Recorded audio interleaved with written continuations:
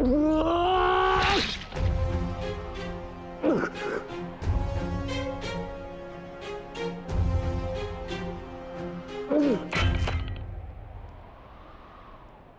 क्या ये आपका न्याय है? क्या इसीलिए आप मुझे मोरपंख हो जाने के लिए कह रहे थे? उत्तर दीजिए, उत्तर दीजिए, उत्तर दीजिए, उत्तर दीजिए, उत्तर दीजिए।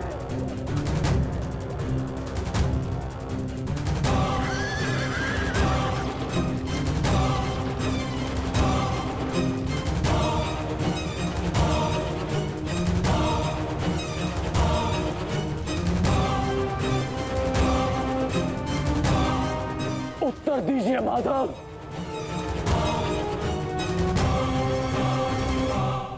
उत्तर बहुत लंबा है कर्ण, और समय बहुत कम।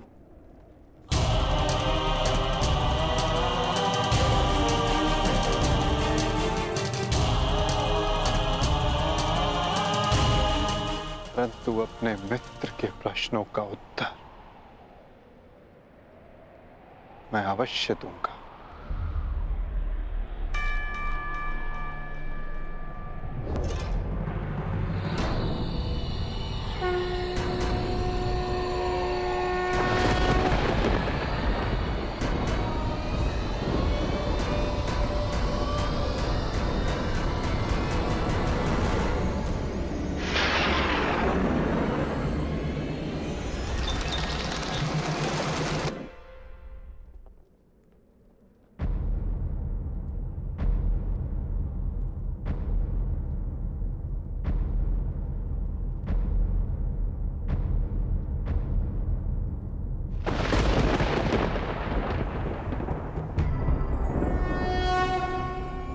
यदा यदा हि धर्मस्य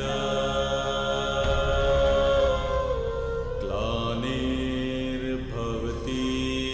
भारत अभ्युत्थानम् अधर्मस्य तदात्मानं सृजाम्यहम्।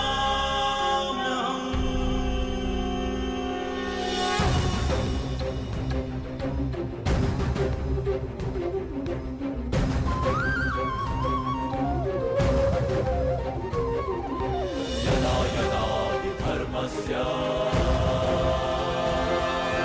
ग्लानिर्भवति भारत अभ्युत्थानम् अधर्मस्य तदात्मानं सृजाम्यहम्। कुछ प्रश्न ऐसे होते हैं मित्र, जिनके उत्तर सबके सामने नहीं दिए जाते, जो केवल आत्मा से आत्मा को मिलते हैं। अब समय थम गया है, पूछो, क्या प्रश्न है तुम्हारे मन में?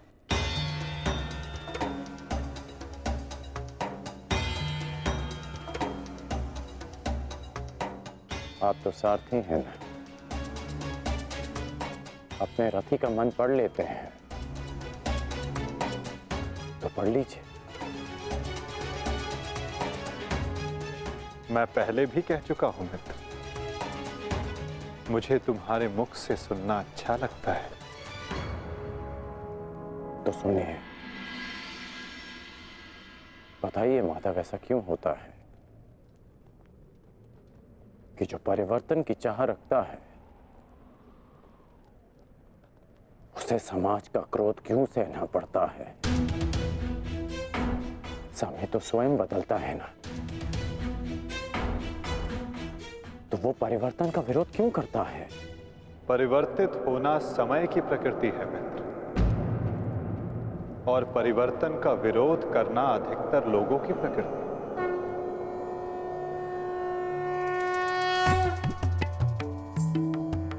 परिवर्तन के कारण मनुष्य को अस्थिर होना पड़ता है, और यही अस्थिरता मनुष्य को पीड़ा देती है मित्र।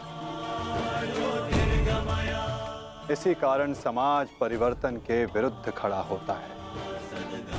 परिवर्तन करने वालों को पीड़ा देता है ताकि वो परिवर्तन के मार्ग से हट जाए। तो क्या इस विरोध के फलस्वरूप समाज को अधिकार है कि वो एक अबोध की हत्या करे? क्या दोष था मेरे भाई शून्य का? यही कि उसने वेद पाठ किया। उसके लिए उसके मुख में पिघला स्वर्ण भर दिया गया।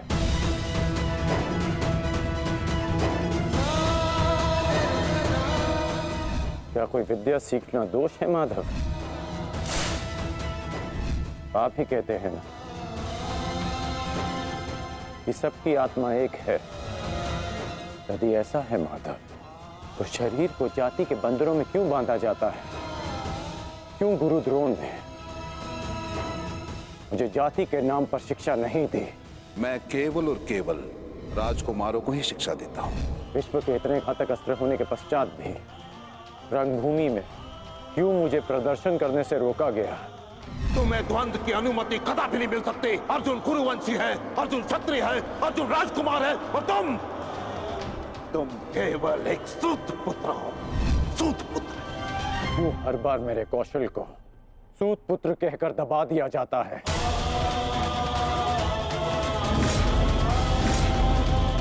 ठहरो, मैं एक सूत पुत्र से विवाह नहीं करूंगी। बताइए माधव, क्यों होता है मेरे साथ ऐसा?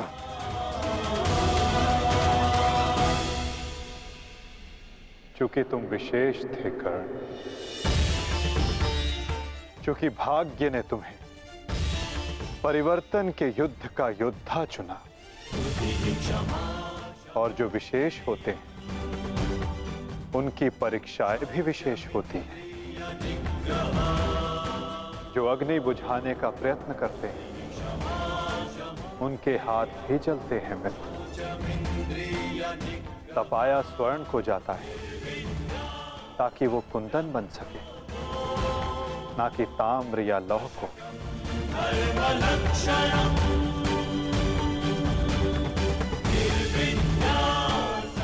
मेरी दृष्टि से देखो मित्र, आज तुमसे बड़ा पराक्रमी, तुमसे बड़ा शूरवीर और कोई नहीं मेरी दृष्टि में। अर्जुन भी नहीं मित्र। उनकी चिंगारी जो तुमने संसार में लगाई है मित्र, वो एक दिन सूर्य बनकर समस्त संसार को अलौकित करेगी, संसार को आशा देगी। परंतु मेरे जीवन में आशा की किरण आप थे माधव। आप मेरी प्रेरणा थे। फिर क्यों अन्याय किया आपने मेरे साथ? आप तो जानते थे ना कि मैं सूत पुत्र नहीं हूं। फिर क्यों सदा मेरे और अर्जुन के द्वंद्व को रोका आपने? और आज भी युद्ध भूमि से दूर मुझे आप यहां ले आए। क्यों धर्म के रथ पर बैठकर आपने अधर्म का बाण चलाया? क्यों माधव?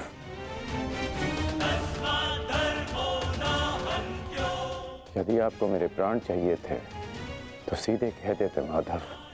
मैं प्रसन्नता से अपना शीश काटकर थाली में आपको भेंट कर देता।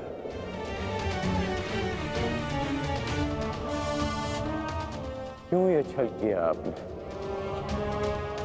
जब मैं रथ विहीन था तो क्यों मुझ पर प्रहार करवाया? क्या ये धर्म स्थापना है? क्या ये आपके अवतार का उद्देश्य है? बोलिए माधव।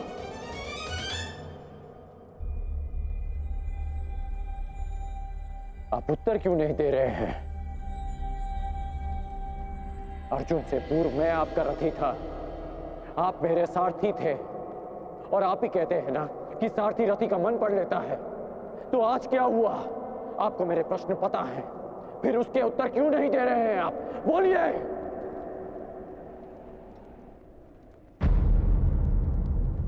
सारथी और रथी भिन्न कहाँ होते हैं राधे? वो दोनों तो एक अंग होते हैं। जब एक सारथी अपने रथी के मन में उठने वाले प्रश्नों को समझ जाता है, तो क्या रथी को अपने प्रश्नों का उत्तर अभी तक नहीं मिला? मैं परशुराम तुम्हें श्राप देता हूं। जिस समय तुम्हें इन दिव्यास्त्रों की सबसे अधिक आवश्यकता होगी, उस समय तुम इसके अनुसंधान की विधि भूल जाओगे।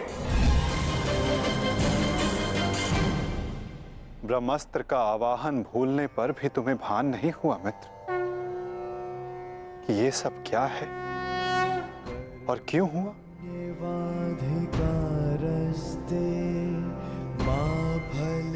तुम्हें यहाँ खींच कर लाना मेरी विवशता थी मित्र।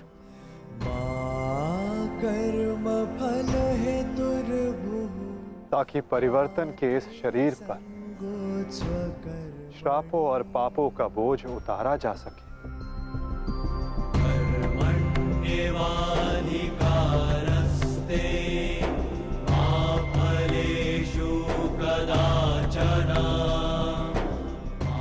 तुम्हारे रथ का चक्का पहली बार नहीं फंसा है कर्ण। स्मरण है पहली बार तुम्हारे रथ का चक्का कहाँ फंसा था?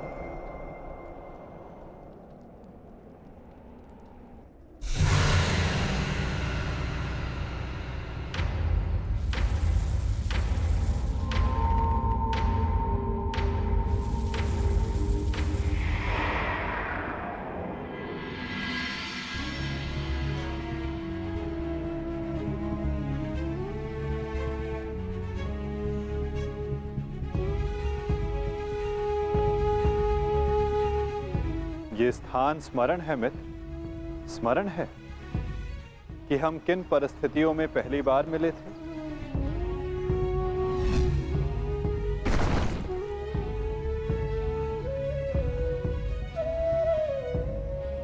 वर्तमान के कर्म भविष्य में फलदायी होते हैं अंगराज। कोई ऐसा कार्य मत करना कि भविष्य पीड़ादायी हो।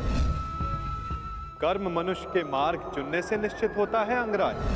प्रश्न ये करना चाहिए कि मार्ग कौन सा चुना जाए, क्योंकि लक्ष्य उत्तम होने पर भी यदि मार्ग अनुचित हो तो लक्ष्य प्राप्ति असंभव है।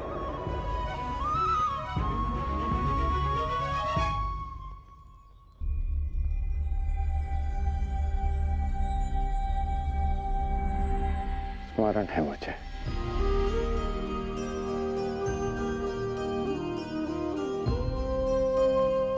मैं प्रारब्ध बदलना चाहता था मित्र, किंतु दुर्भाग्य समय प्रबल है। तुम्हारे वचनों के कारण, श्रापों के कारण और पापों के कारण इस वर्तमान स्थिति में आना ही पड़ा कर्ण। वचन और श्राप, इन दोनों का बोझ मैं समझता हूं, परंतु पाप, मैंने कौन सा पाप किया माधव? परिवर्तन की चाह रखना, क्या ये पाप है? अपने गुरु के विश्राम को भंग ना करना, क्या ये पाप है? अपने मित्र की सहायता करना, जिसने सदैव मुझे सहारा दिया, क्या ये पाप है?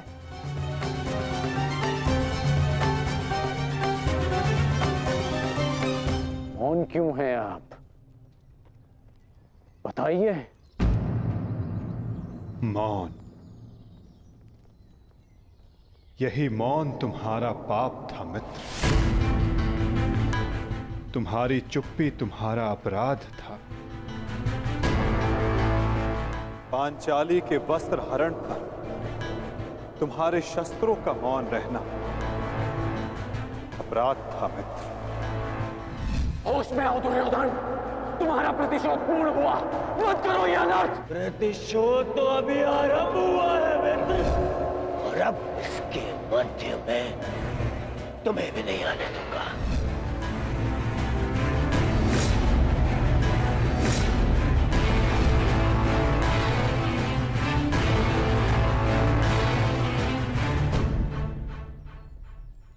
मनुष्यों से भूल होती है, स्वाभाविक है। पांडवों से भी हुई, किंतु वो मौन नहीं रहे। पांडुपुत्र भीम, ये प्रतिज्ञा लेता हूं पर यही जंगल तोड़कर तुम्हारा प्राण ले लूंगा दुर्योधन। आज्ञा दीजिए भ्राताश्री, हम इनका सर्वनाश कर देंगे। हाँ ज्येष्ठ, क्या तो हमारे प्राण ले लीजिए, जब हमें इनके प्राण लेने की आज्ञा दीजिए। अधर्म के विरुद्ध उन्होंने स्वर उठाया और इसी कारण मुझे उनके पक्ष में जाना पड़ा मित्र, और तुम मौन रहे, इसलिए मैं तुम्हारा साथ नहीं दे सका मित्र। संसार को दुष्ट आत्माओं के उपद्रव ने जितनी हानि नहीं पहुंचाई, उससे कहीं अधिक हानि महात्माओं के मौन ने पहुंचाई है मित्र।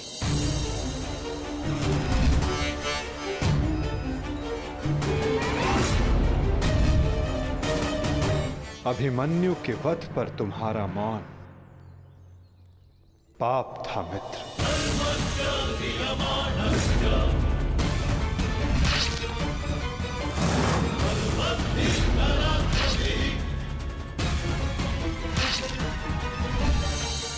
दुर्योधन के हर उठते स्वर पर तुम्हारा दबता स्वर अन्याय था। स्वप्न केवल ऊंचा और शुभ होना महत्वपूर्ण नहीं होता मित्र, उस स्वप्न को पूर्ण करने का मार्ग भी शुभ होना चाहिए। परिवर्तन की चाह में तुम अधर्म का हाथ थाम बैठे मित्र, ये तुम्हारा अपराध था। अपनी प्रतिज्ञा पूर्ण करने के लिए तुम दुर्योधन को मित्रता का वचन दे बैठे मित्र, ये तुम्हारा अपराध था। अमृत पाने की यात्रा तुमने विषधर के कंधों पर बैठकर की मित्र, ये तुम्हारा अपराध था।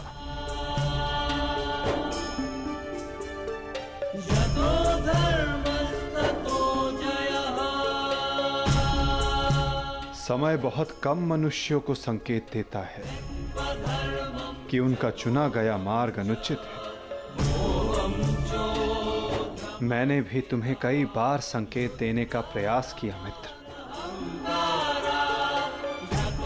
अवसर तुम्हें मिला था मित्र, कई बार मिला था, किंतु अपने वचन के कारण तुम सत्य के मार्ग पर ना आ सके मित्र, ये तुम्हारा अपराध था। अवश्य तुम थाली में सजाकर मुझे अपना सर दे देते, किंतु उनसे उन पापों का, उन श्रापों का भार कम नहीं होता मित्र, जिनको तुमने अपने कंधों पर लादा हुआ है। हम सब अपने चयनों का उत्पाद होते हैं मित्र, हमारे चयन ही हमारा प्रारब्ध निश्चित करते हैं, और आज इस पल का निश्चय तुम्हारे चयन ने किया है।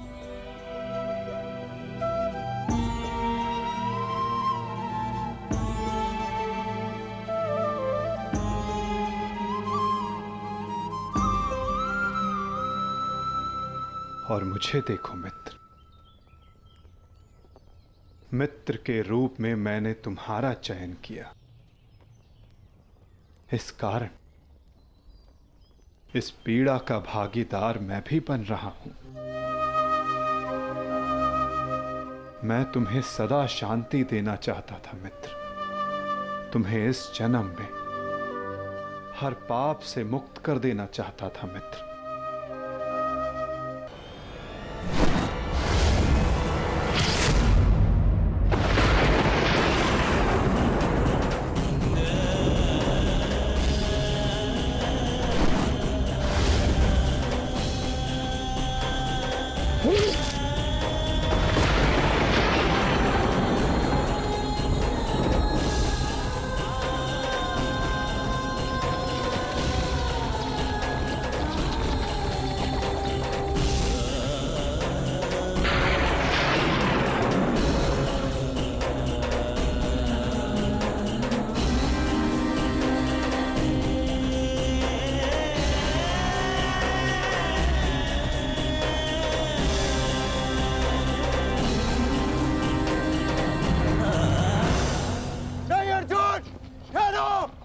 अनर्थ मत करो।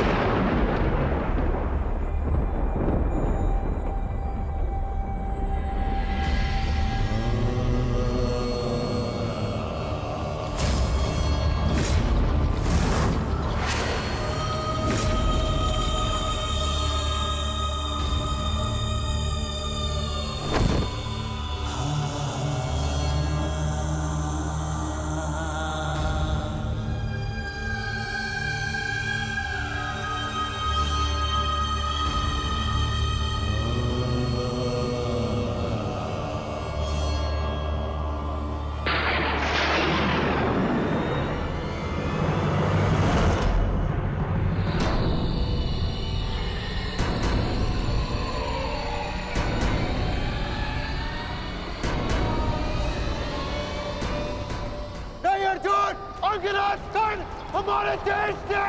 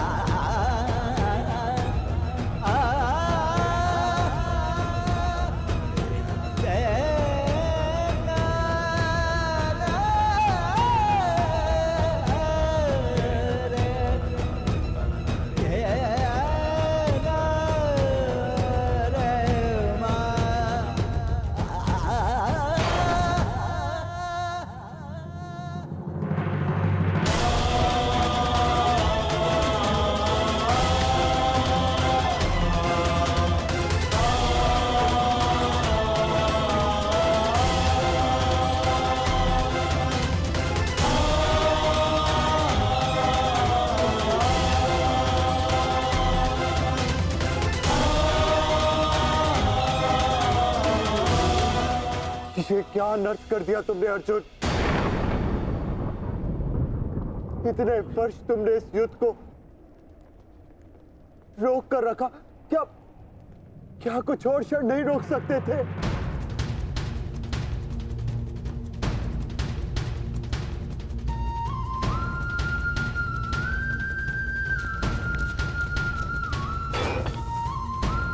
ज्येष्ठ,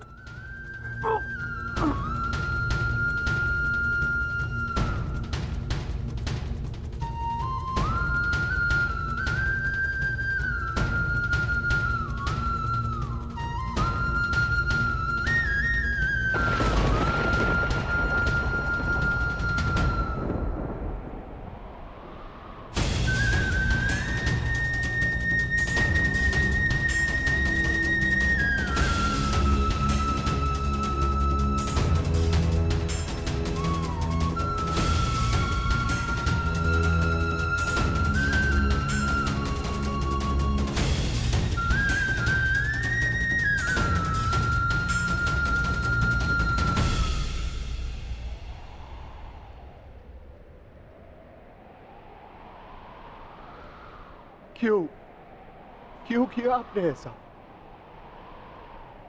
आप प्रारंभ से जानते थे ना कि आप हमारे ज्येष्ठ हैं।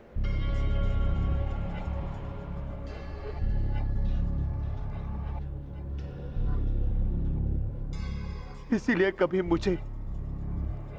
कभी भीम को, कभी नकुल सहदेव और कभी अभिमन्यु को आप जीवित छोड़ते रहे।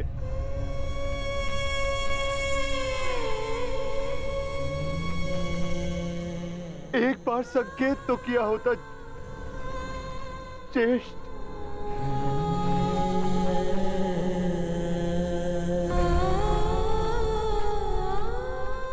क्यों ज्येष्ठ, क्यों नहीं रुका? आपने उस हर पल मुझे, जब मैंने आपके जन्म पर प्रश्न किए, क्यों नहीं आपने अपने बाणों से मेरा मुंह सील दिया? क्यों ज्येष्ठ?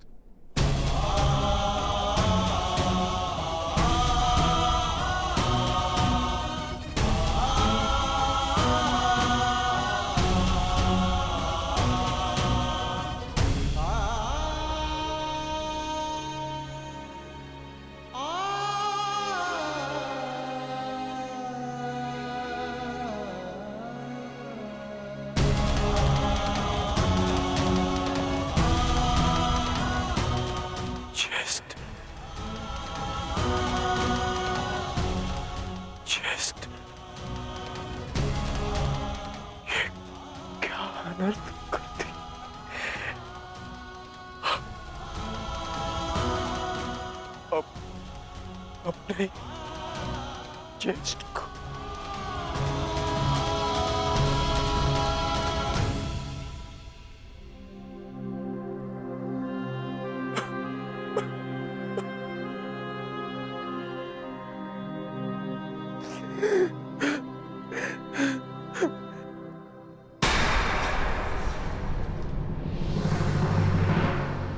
माधव को निहत्था है।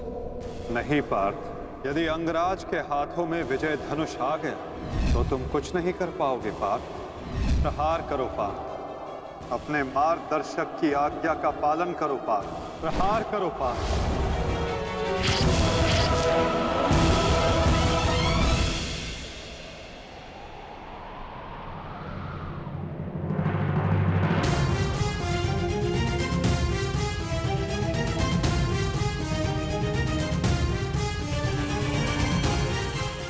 मुक्त करो अंगराज को पार्थ, अंजलि का अस्त्र का प्रयोग करो। माधव, मेरे हाथ कांप रहे हैं। नहीं पार्थ, तुम पाप नहीं कर रहे, पुण्य कर रहे हो। तुम एक सदात्मा को उसके भार से मुक्त कर रहे हो।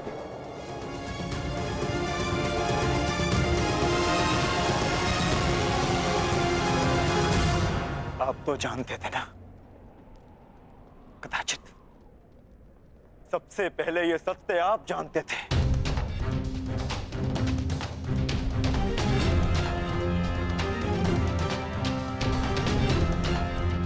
तो फिर क्यों नहीं बताया आपने मुझे? क्यों ये प्रारब्ध चुनने के लिए विवश किया आपने?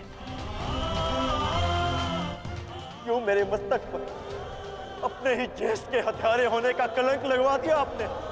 क्यों?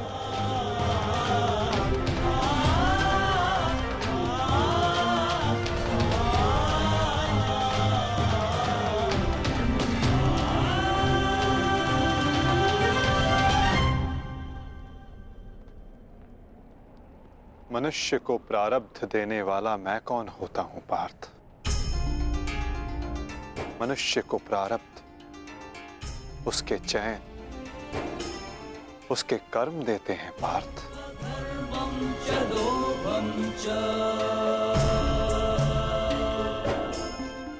बीज में स्वस्थ मीठे फल लगेंगे या उस बीज को सूख जाना होगा, इसका चयन बीज स्वयं करता है पार्थ, अपनी धारा चुनकर।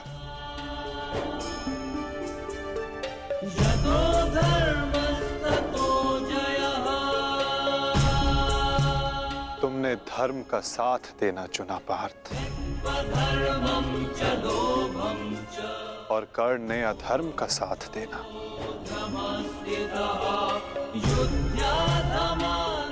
मैं क्या करता? तुमने अन्याय के विरुद्ध स्वर उठाया और अंगराज मौन रहे।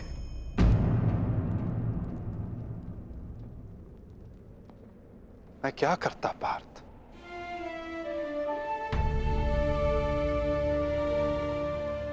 मैंने कई बार विकल्प चुनने के अवसर अंगराज को दिए पार्थ, किंतु उन्होंने यही चुना। मैं क्या करता?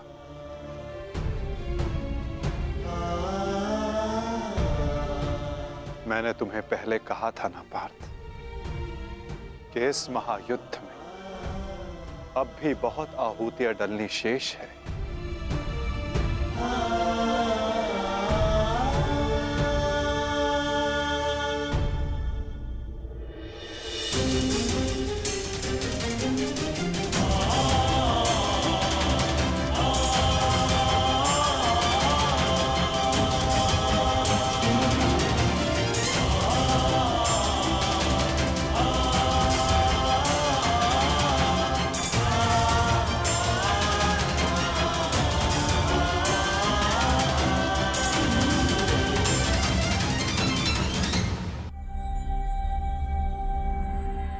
मैंने तो केवल तुम्हारे ज्येष्ठ को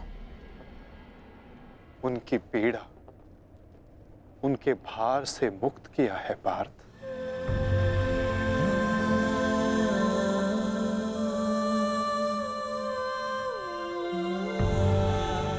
परंतु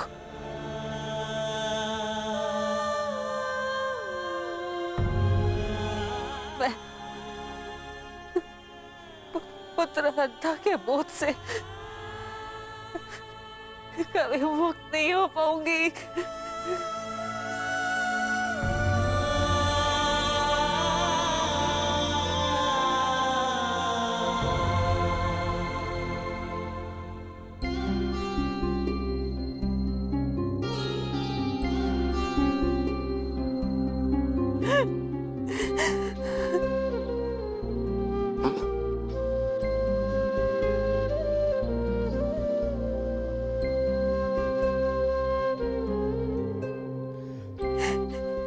ऐसे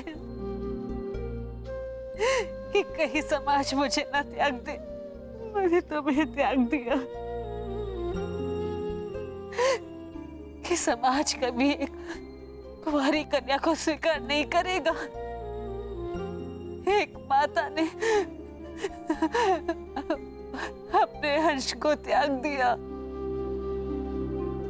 और ये बोझ एक कांटा बनकर मेरे हृदय में चुभता रहा। और आज देखो, जब ये कांटा निकला,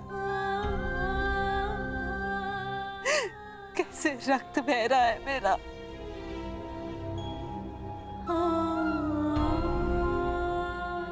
वैसे एक पुत्र अपने माता ऋण से मुक्त होता है और ये माता अपने संतान ऋण से मुक्त नहीं हो पाएगी। अश्रु नहीं माता, अश्रु नहीं। मैं आपकी पीड़ा समझ सकता हूँ।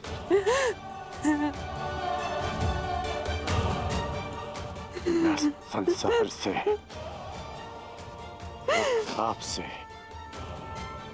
अपने आप से बहुत क्रोधित था, परंतु अब नहीं।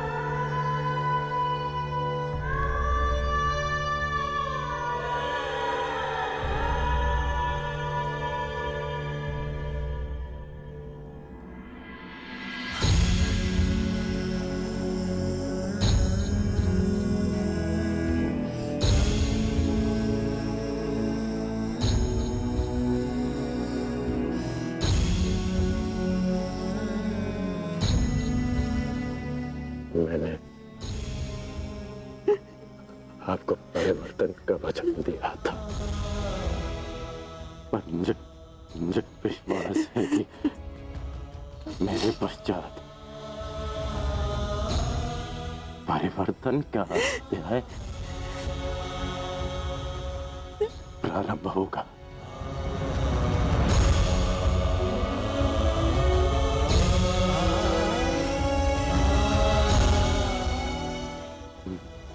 मैं आपका ऋणी हूँ।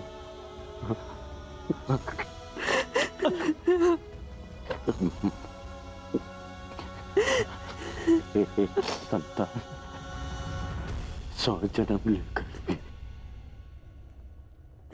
अपनी माता का ऋण नहीं चुका सकती। मुझे गर्व है कि मैं इस संसार में राधे कर्ण के नाम से जाना चाहता हूँ।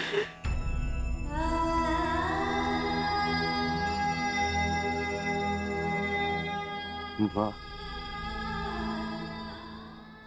मुझे विश्वास है कि मैं संसार में सदा राधे कर्ण के नाम से ही जाना चाहूंगा।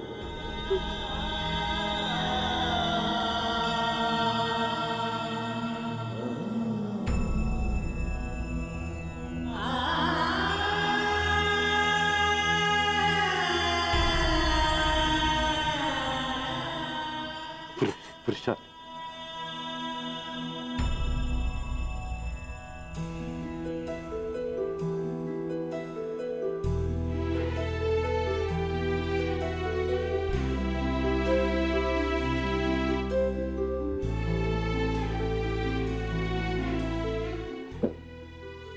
मुझे क्षमा करना। सदा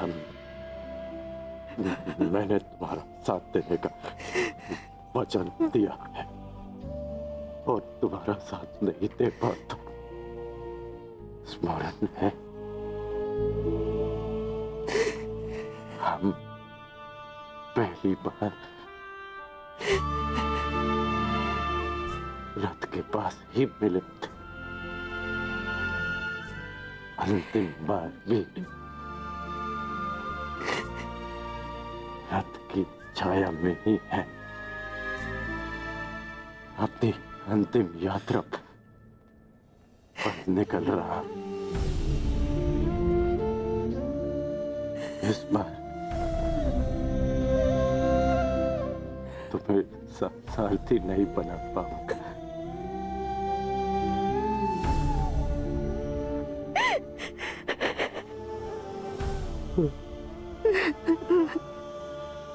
मुझे रोते हुए मत करना।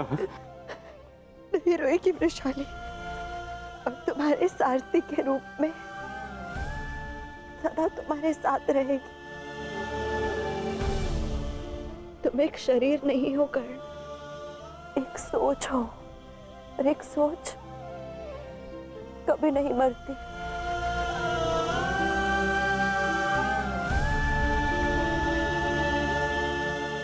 मैं वचन देती हूँ कर्ण, मेरे अंतिम क्षण तक तुम्हारे स्वप्न को अपने आंखों में जीवित रखेगी ये वृषाली।